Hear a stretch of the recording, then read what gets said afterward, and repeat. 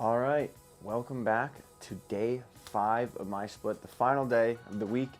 Hamstrings and calves, my least favorite day of the week, if I had to say so. Like, I don't know. I just am not a big hamstring fan, but you know, like the pump you get is nothing compared to like a quad pump, but the calf pump is pretty nice.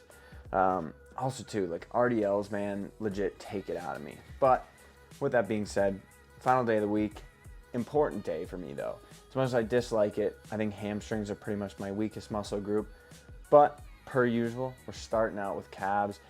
That's just the way I like to do it. I've always been like that, or at least the last like 3 or 4 years, I've always preferred starting my leg days with calves.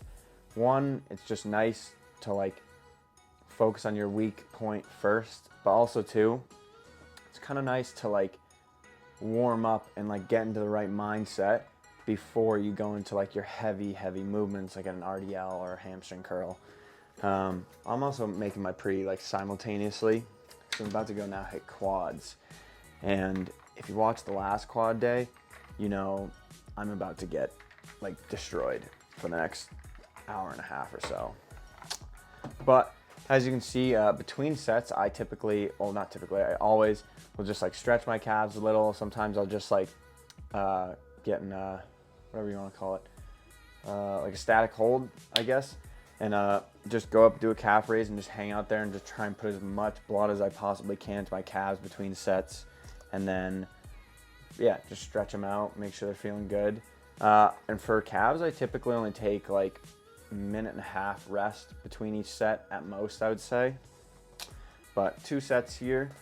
I think of this week, yeah, this is the strongest I was so far this entire bulk actually on calf raises, so I was pretty happy about that. But we're getting a little 400 milligrams of caffeine. Wait, 400, right? 420 actually. Yeah, nothing like a little 400 milligrams of caffeine to get you going for leg day. But as you can see right here, I also too just like randomly decided to do a quick drop set. Yeah, I was trying to see if I was like trying to rest pause set, but no, I did a drop set. Didn't drop the weight probably as much as I should have. So I only get 4 reps here, I believe, at least according to my notebook. We'll see if maybe I actually get more. But again, like, especially calves, when you watch people do calves, a lot of times they're going like so quickly and just like bouncing through their reps.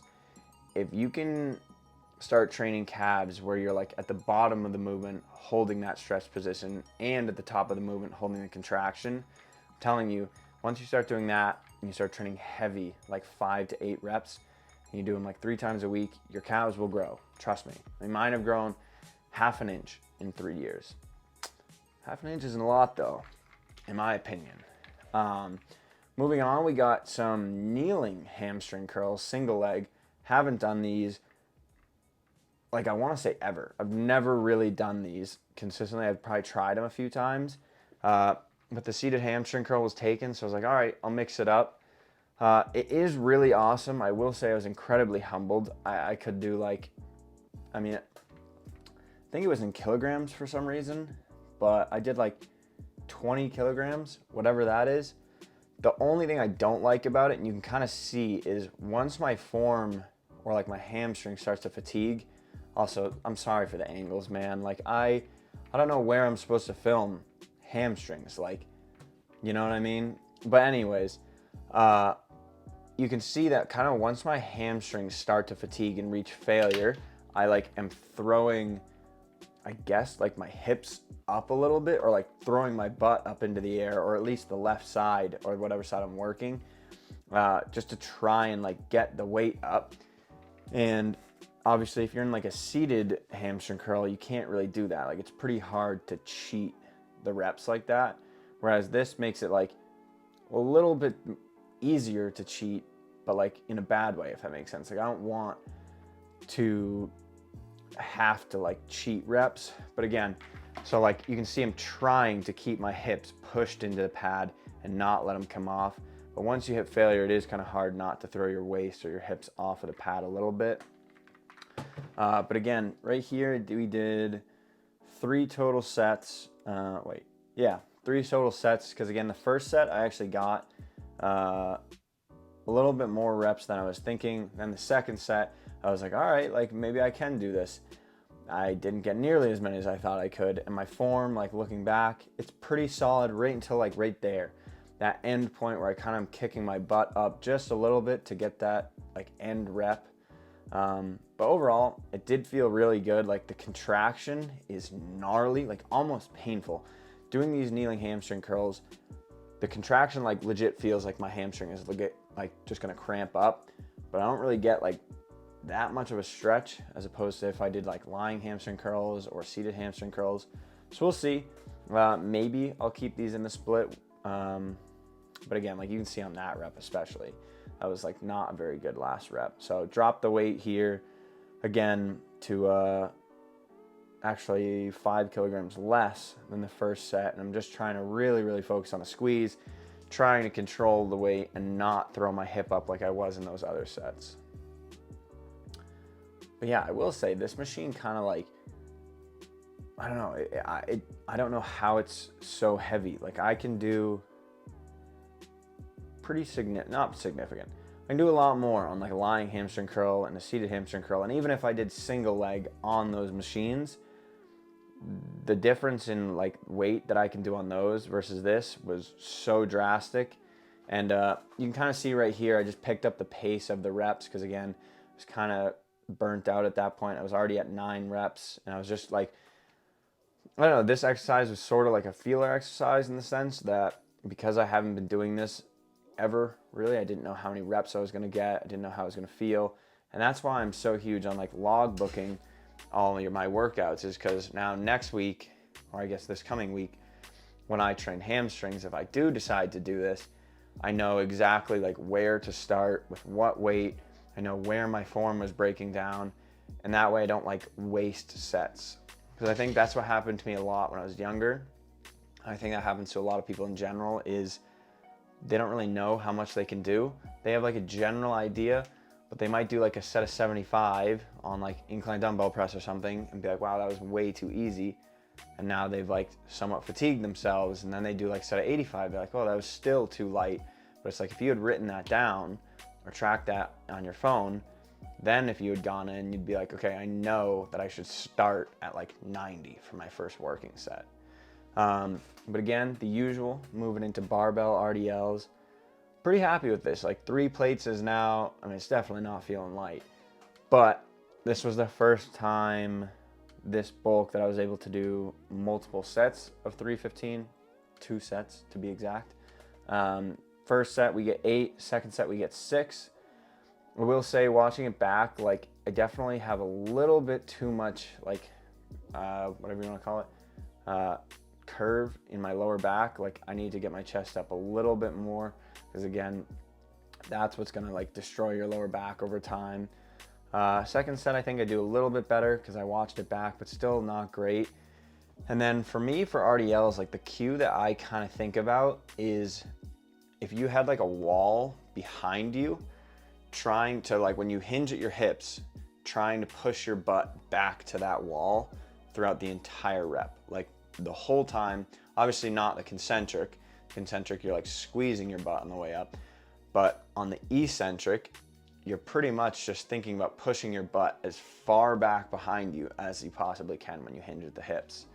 But again, I think barbell RDLs are like, I don't want to say the best hamstring movement. Like if I could only do one hamstring movement the rest of my life, it would probably be just a seated hamstring curl, but they are awesome. You should definitely do them if you don't. Moving on, we got Bulgarian split squats. Again, you can kind of see here, I'm pretty okay with like my knee positioning in terms of how far it gets compared to my toe. I could probably have stepped out even further here, because again, I'm trying to focus much more on like glute here than I am quad. The further, or I guess the closer I bring that left foot in, the more knee flexion I'm gonna get, the more quad focus it's gonna be. The further I step it out, the more glute hamstring focus it's gonna be. And this was like kind of in between. I do need to just get better at like setting up for this movement and my balance, But like you can see here, my right leg, there's definitely considerably more knee flexion, or at least to the point where my knee is now actually over my toe versus the other, or my left side was not. So again, that's just one thing to like kind of be mindful of, and it is important to like be meticulous about your form, because just your foot placement can have a pretty significant difference in terms of like what muscle you're actually putting the most emphasis on. So again, this week, or actually today, so today like will be a day where I have my knee or my foot in much closer, trying to get a lot more knee flexion for quads. Hamstrings, I'll be much more further out. Again, it'll be like less range of motion because I'll practically be in like a half split, but again, it'll just be a lot more glute hamstring focused.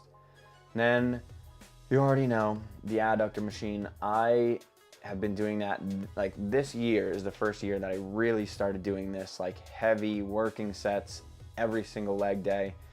I think it's made a big difference. And also too, like I said in the last leg day, do like one set of these heavy, give yourself like some assisted reps like I'm doing here where you just push your hands in.